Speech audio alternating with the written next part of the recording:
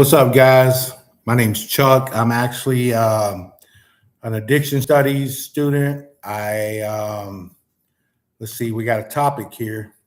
So it says take a few minutes to introduce yourself to the class, create a video message, share with 2 strategies you plan to use this semester to help meet your due dates, and 2 mindfulness strategies you recommend. So that being said, we'll go ahead and start about the things I'm going to do to manage my due dates. One of the things is I set time blocks out during the week in order to manage my assignments. That doesn't mean that I turn my assignments in daily. I get my assignments done throughout the week, and I take time blocks and do that. Also, in case of an internet outage or something, I have internet on my phone that may run my computer, but I also make sure I do my assignments early enough to where if something was to happen, I will go to the library in order to actually utilize their internet. The other side is I'm not going to wait till the last minute to get my assignments done. I will wait until Saturday to turn them in because I like to go back over my assignments and make sure they're done right. 2 mindfulness techniques that I use. One of the things that I definitely like to do is I like to make sure that when I'm in a stressful situation, I'll take frequent breaks. Like if I'm writing and I start finding myself in a block, I'll go outside, I'll get some fresh air, I'll do some grounding, I'll take my shoes off, walk in the grass. Some days I'll go maybe to a park and do my work, especially if it's offline or if I can use my phone to connect the internet.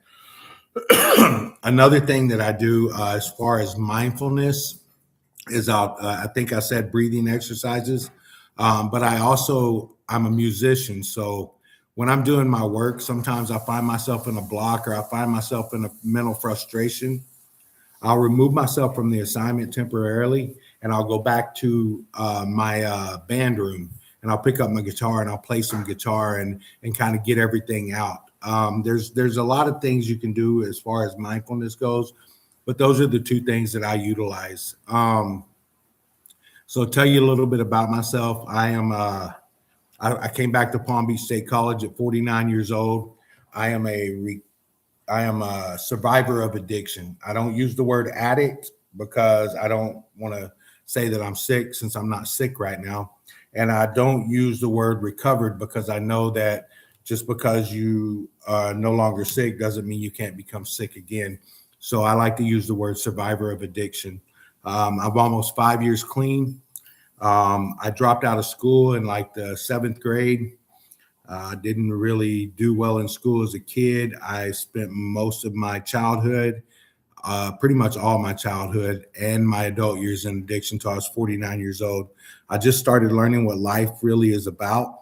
And now I'm finishing my degree in addiction studies. I got my AA here at Palm Beach State College. I'm going to be going to FAU or somewhere like that for my master's in healthcare administration.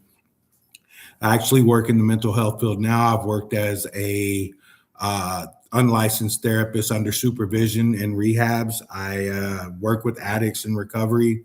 I've written a book called The 12 Phases of Recovery that incorporates CBT, the Bible, and the 12 steps of the AA/NA programs, but they're not quite the 12 steps. It's something that I've done for my own recovery, so I've developed that. I'm also a writer. I'm finishing my own book. I am in a band and a ministry called Mustard Seed Ministries. We perform recovery rock Christian songs. We've written like 7 songs. We have a full band. We perform all over Palm Beach County. I'm a public speaker and I am a child of God. So, I mean, that's me in a nutshell. I hope you watch this video to the end. Just know that I love you, God loves you, and there's nothing you can do about it.